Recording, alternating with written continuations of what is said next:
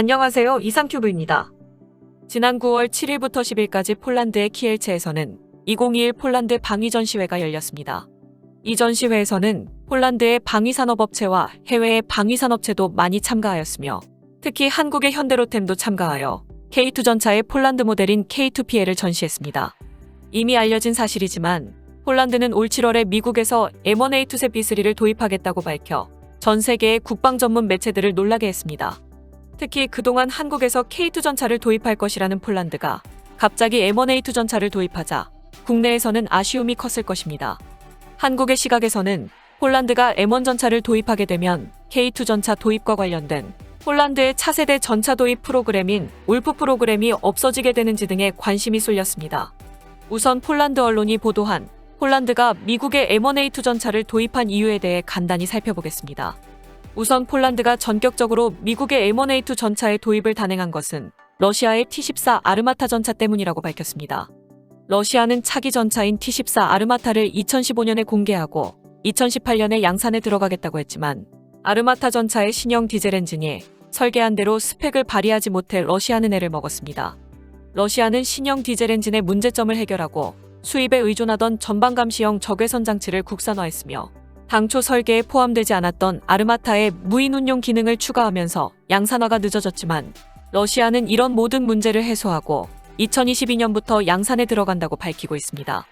즉, 친러시아를 표방하는 벨라루스와 국경을 접하고 있으며 대러시아의 최전방으로 불리는 폴란드에서는 아르마타 전차의 양산과 배치는 최대의 위협이며 현재 추진 중인 차기 전차 조달 계획인 울프 프로그램은 폴란드 내에서의 현지 생산을 통해 현지의 방산업계를 위한 정책이므로 이 계획으로는 러시아의 T-14 아르마타 전차의 등장에 맞설 수 없다고 폴란드 정부는 판단해서 긴급조달이라는 명목으로 미국의 M1A2의 도입을 단행한 것입니다.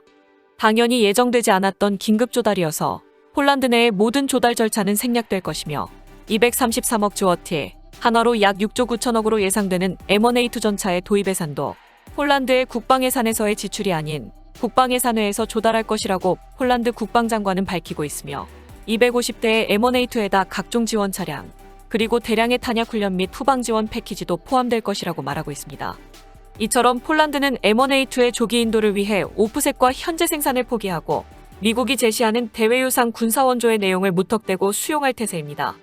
즉 폴란드는 러시아의 T-14 아르마타 전차가 국가의 명운을 위협하는 최대의 위협으로 간주하고 있으며 러시아의 아르마타 전차가 2022년도부터 생산에 들어갈 것으로 러시아가 밝히고 있으므로 폴란드는 이런 최대의 위협과 맞서기 위해 2022년도에 미국의 M1A2 전차의 도입을 전격 결정한 것입니다. 폴란드는 현재 러시아 국경과 인접한 지역에 레오파드 2A5 전차를 배치하고 있습니다. 따라서 폴란드는 러시아와 인접한 국경에 위치한 루블린 19 기계화 연단과 제16 포메라니안 기계화 사단에 M1 전차를 배치할 것이며 레오파드 2A5 전차는 후방에 배치한다고 폴란드의 언론들은 밝히고 있습니다. 문제는 이번 M1A2 도입이 폴란드의 차세대 전차 도입 계획인 울프 프로그램에 어떤 영향을 주느냐입니다. 일부의 해외 언론에서는 울프 프로그램의 승자는 미국의 M1A2라고 보도하고 있지만 폴란드의 현지 매체들은 폴란드 국방부를 취재하며 M1A2 도입과 울프 프로그램은 무관하다라고 밝히고 있습니다. 폴란드의 국방 전문 매체인 즈비암은 이번 M1A2 도입이 폴란드 국방부가 진행하고 있는 현대화 프로그램에는 영향을 주지 않는다라고 보도하고 있으며 항공우주 및 방위 분야의 국제적인 시장조사 회사인 포캐스트 인터내셔널도 미국에서 M1A2를 도입하는 것은 폴란드의 긴급 요구사항을 충족하기 위한 것으로 M1A2의 도입은 울프 프로그램을 저해하지 않는다고 폴란드 국방부가 지난 7월에 강조했다고 밝힌 바 있습니다.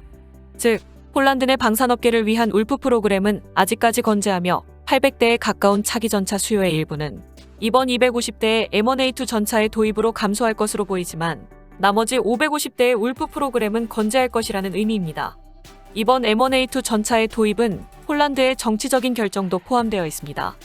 폴란드의 경제 상황은 코로나 사태의 영향으로 작년에 마이너스 4%를 기록했으며 마이너스 4%라는 수치는 다른 EU 국가들에 비해 비교적 선방한 결과라고 할 수 있지만 폴란드 정부로서는 폴란드의 경제 상황도 고려해야 하므로 90억 달러가 투입되는 울프 프로그램이 없어지게 되면 폴란드 내에 반발을 불러올 수도 있습니다.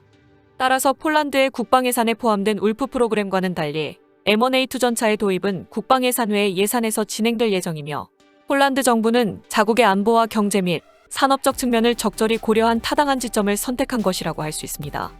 지난 9월 6일에 공개된 폴란드 국방부의 2022년도 예산 초안을 보더라도 M1A2 전차 구입 예산과 K2PL의 구입 예산인 폴란드군 현대화 예산은 별도로 책정되어 있습니다.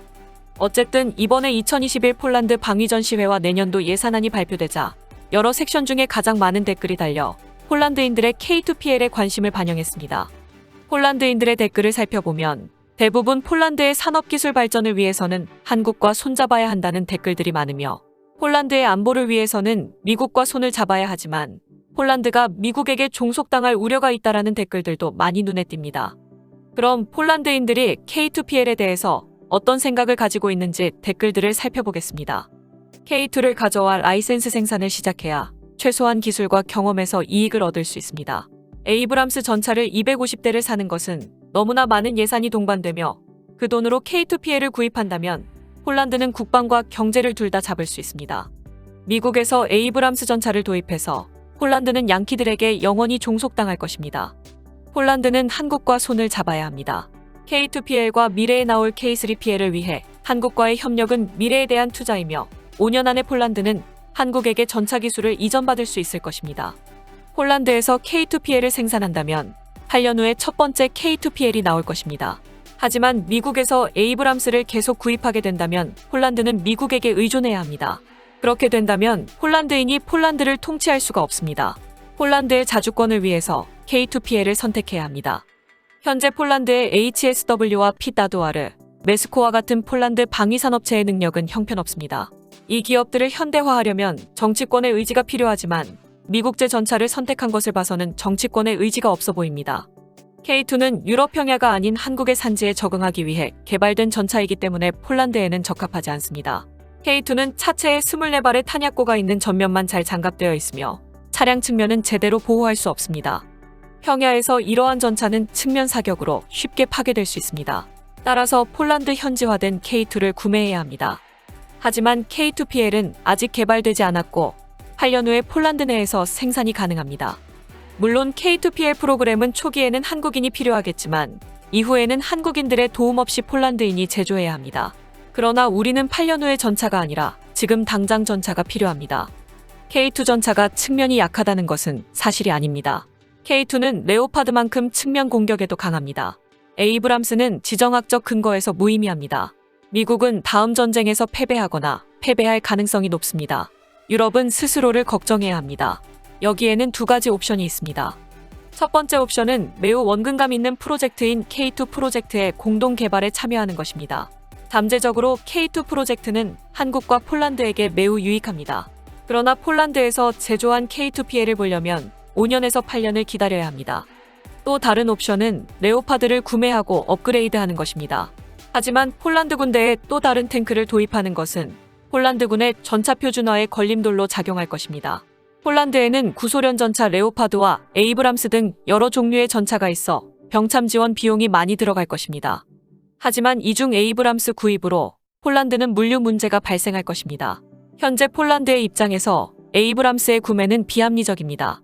참고로 에이브람스는 디젤 엔진 대신에 가스터빈 엔진이 장착되어 있어 연료가 많이 들어가는 에이브람스 전차를 위해 여러 장소에 연료 저장고를 만들어야 하는 문제에 부딪히고 있다고 폴란드 언론들은 말하고 있습니다. 폴란드 육군은 한국과 협력하는 것이 우리에게 가장 유익하고 이익이 될 것이라는 인상을 받았습니다. 단기적으로 에이브람스를 사는 것은 수익성이 낮습니다. 에이브람스는 단지 폴란드 전차 산업을 위해 시간을 벌어줄 뿐입니다. 폴란드에게는 K2PL 또는 K3PL이 실제입니다. K2PL은 더 이상 미국에서 전차를 구입하지 않아도 되는 폴란드를 위한 유일한 솔루션입니다. 기술과 생산 능력, 군비 협력을 위한 탄탄한 기반, 그리고 세계적인 기술 리더인 한국과의 협력은 폴란드에게 좋은 기회입니다. K2PL은 디자인과 테스트 및 생산을 폴란드에서 할 수 있습니다. 에이브람스는 현재를 위한 구입이고 K2PL은 미래를 위한 구매입니다. K2PL은 좋은 아이디어가 될 것입니다. 폴란드가 K2PL을 선택했다면 MSPO 2021에서는 실제 모델이 나왔을 것입니다. 언제까지 K2PL 프라모델을 봐야 합니까? 터키의 알타이는 K2를 기반으로 설계되었습니다. 알타이는 폴란드에게 이상적인 구조이며 동시에 매우 현대적이며 폴란드를 위해 준비된 탱크입니다. 알타이를 선택하면 폴란드 기업이 전체 프로그램의 속도를 늦추지 않고 생산 과정에 모두 참여할 수 있습니다. 알타이 전차의 파워팩 문제를 해결하고 오세요.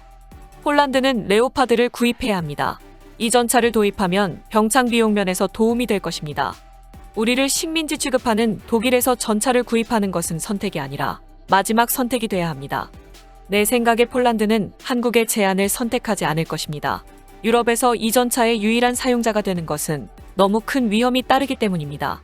그리고 한국은 적어도 이론적으로는 나토 내에서 미국처럼 군사적 지원을 보장하지 않습니다.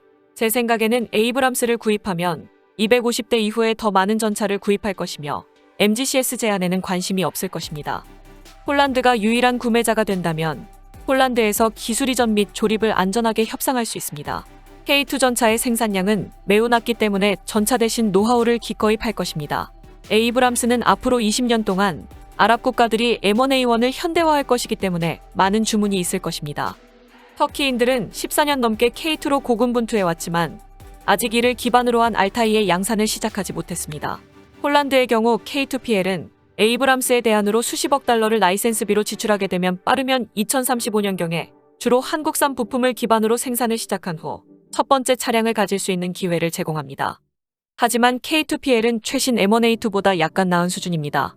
하지만 현재 러시아는 T14의 세대 교체가 진행 중에 있습니다. 따라서 2030년대 중반이 되면 K2PL은 더 이상 신형 전차가 아니므로 폴란드가 이 프로젝트에 참여하는 것은 의미가 없습니다. 우리는 10년 후가 아닌 바로 지금 러시아와 양적 우위를 균형 있게 조정할 수 있는 전투 차량이 필요합니다. 그것은 에이브람스입니다. 폴란드는 기술과 자금이 없었기 때문에 탱크를 자체 개발한 적이 없습니다. 하지만 한국은 완전히 다릅니다. 일부 외국 기술을 채용했지만 독자적으로 전차를 설계하고 제조했습니다. 사람들이 독일과의 협력하여 후속 전차를 개발하자는 이야기도 있지만 현 독일 정부에서는 아무도 폴란드와 협력하지 않을 것이며 독일은 폴란드에게 오래된 기술만 줄 것입니다. 이후에도 많은 댓글이 달렸지만 비슷한 내용의 댓글들은 생략했고 내용이 다른 댓글들 위주로 살펴보았습니다. 폴란드인들의 댓글을 보면 에이브람스 전차의 도입으로 미국의 종속을 우려하는 댓글들이 많았고 개인적으로 놀라웠던 점은 밖에서 보는 것과 다르게 폴란드인들이 독일에 대한 감정이 그렇게 좋지 않다라는 것을 느꼈습니다. 어쨌든 과거에 우리나라가 해외에서 무기를 도입하게 되면 밀리터리 사이트에서 댓글들을 주고받으며 논쟁을 벌였지만 이제는 폴란드에서 한국산 무기를 가지고 논쟁을 벌이고 있는 모습을 보면 참 세월이 많이 변했다는 것을 느낍니다. 이상 마치겠습니다. 시청해주셔서 고맙습니다. 이상큐브였습니다.